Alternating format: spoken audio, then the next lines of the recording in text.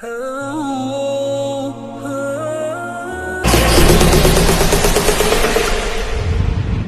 it's gone, now we both moved on.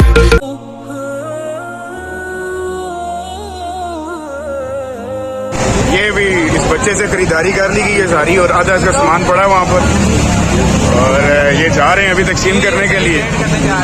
تو new year اس بار اس طریقے سے سیلیبریٹ کیا جائے گا ٹی پنڈی فاؤنڈیشن کی طرف سے۔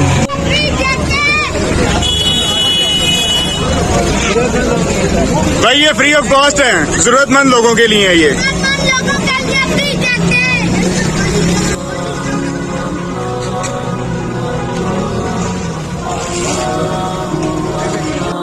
پوری